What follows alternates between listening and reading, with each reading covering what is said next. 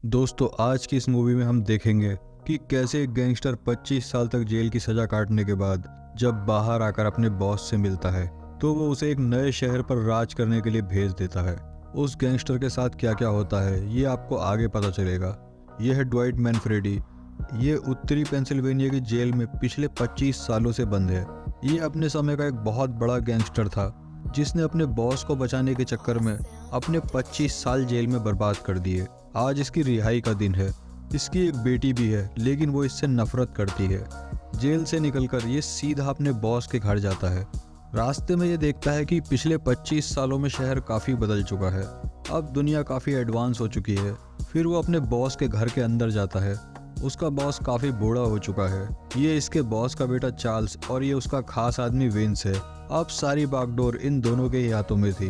Druitt यहाँ पर मुआवजा लेने के लिए आया है क्योंकि उसने अपने 25 साल इन लोगों के लिए ही खराब किए थे। लेकिन चार्ल्स कहता है कि यहाँ धंधा पहले जैसा नहीं चल रहा, हमारे पास तुम्हें देने के लिए कुछ भी नहीं है। फिर वो ड्रॉइट से तलसा नाम की जगह पर जाने के लिए कहता है। वहाँ पैसा भी खूब है और कोई गैंग भी नहीं है, लेकिन ड्रॉइट वहाँ जाना नहीं चाहता। फिर वो थोड़ा अग्रेसिव हो जाता है। विंस उसके सर पर चढ़ने की कोशिश करता है लेकिन ड्रॉइट एक मुक्का मारकर उसे चारों खाने चित कर देता है। फिर उसका बॉस कहता है कि तुम थोड़ा सा मुआवजा मांग रहे थे और हमने तुम्हें पूरे का पूरा शहर ही दे दिया, अब जाओ और संभालो अपना काम। फिर ड्रॉइट तलसा पहुंच जाता है।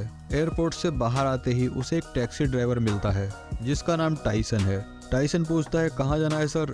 ड्रॉइट कहता है कि ऐसे होटल में ले चलो जहां मेरा कोई कुछ उखाड़ ना सके।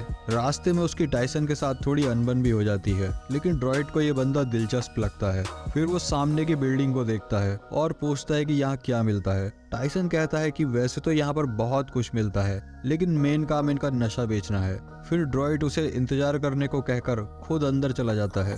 अंदर जाकर वो रिसेप्शन पर पूछता है कि इस कबाड़खाने का मालिक कौन है, लेकिन वो नहीं बताता। फिर वो गार्ड को कहता है कि अबे गेंडे, यहाँ के ओनर को बुला कर ला। फिर गार्ड कहता है कि तुम्हें स्प्रे मारकर बेहोश कर दूंगा। ड्रॉइट चुपचाप बाहर जाता है और कार पर से वाटर बोतल लेकर फिर से अंदर आ जाता है और उस गार्ड के मुंह पर मारता है। गार्ड भी चारों खाने चित हो जाता है। तभी वहाँ का मालिक आ जाता है। फिर ड्रॉइट उसे अंदर लेकर जाता है और अकाउंट चेक करता है। वो पूछता है कि पैसे कहाँ हैं जो तुम इलीगल धंधों से कमाते हो। बॉडी कहता है कि पैसे बैंक में पड़े हैं। ड्रॉइट कहता है कि तुम्हारे बाप का नया कानून बना है क्या जो तुम्हारे इलीगल पैसे बैंक में रखे जाते हैं, चल जल्दी से तिजोरी खोल। फिर वो अपने जूतों की क्वालिटी बताता है और कहता है कि जब ये पड़ेगा ना तो 3-4 हड्डी तो टूट ही जाएंगी। बॉडी डर जाता है और तिजोरी खोल देता है। उसके अंदर लगभग $5 मिलियन पड़े हुए थे। ड्रॉइट कहता है कि आज से तुम मुझे हर हफ्ते 20% दोगे और बदले में मैं तुम्हें प्रोटेक्शन दूंगा।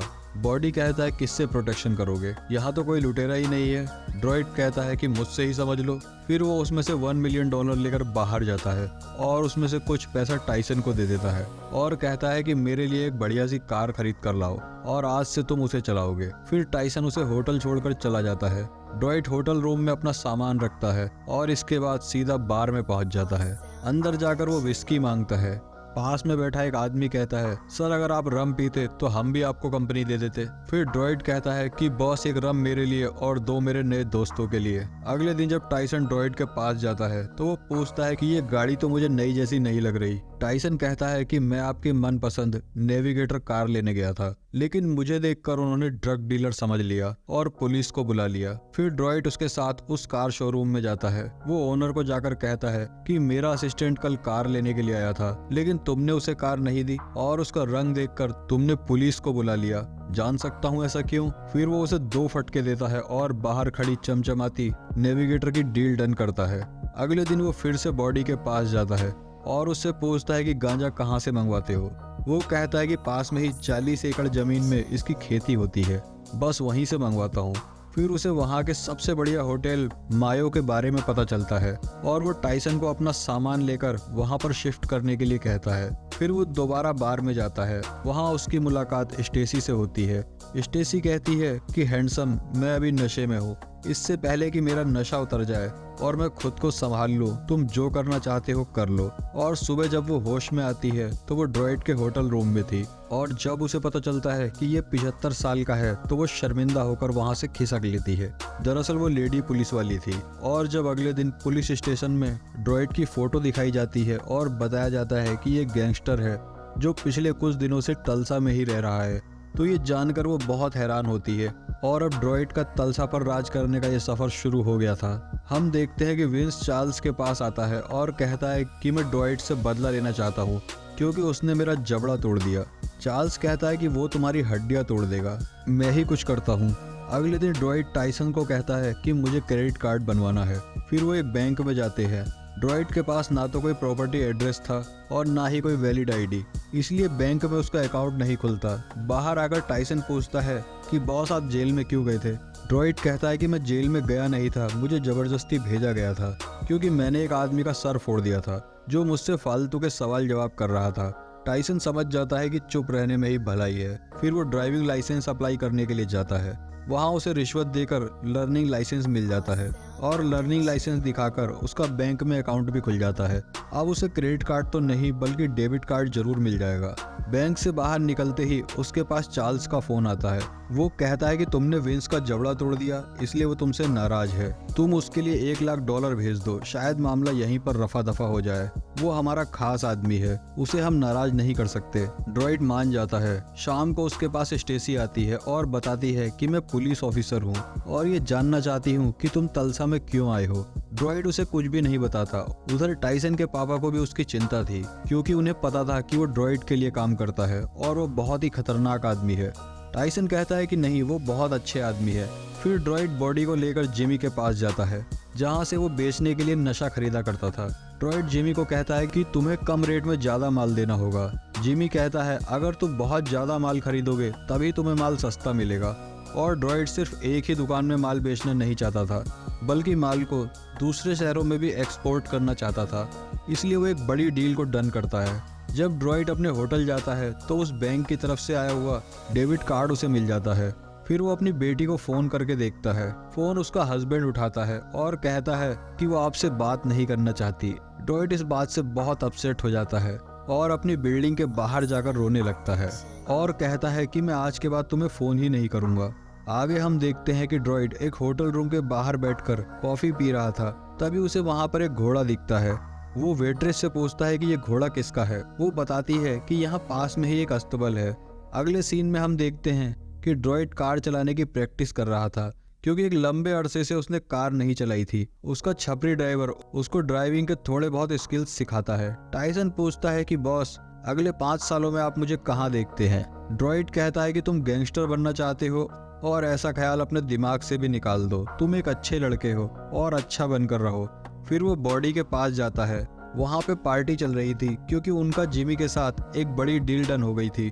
ड्रॉइड के लिए तो ये आम बात थी लेकिन बॉडी के लिए ये उसकी लाइफ की सबसे बड़ी डील थी। ड्रॉइड नोटिस करता है कि यहाँ पर लोग लाफिंग गैस यानी N2O से भी नशा कर रहे हैं। वो गैस का एक बैलून भरकर $10 तक बेच रहे थे। ड्रॉइड के पूछने पर बॉडी कहता है कि एक सिलेंडर में 350 बैलून तक भर जाते हैं। फिर ड्रॉइड अपने बार वाले दोस्त के पास जाता है और उसे कहता है कि एक फेस्टिवल आने वाला है, तुम भी अपने कस्टमर के लिए N2O यूज क्यों नहीं करते। वो कहता है कि मुझे सोचने के लिए थोड़ा समय चाहिए।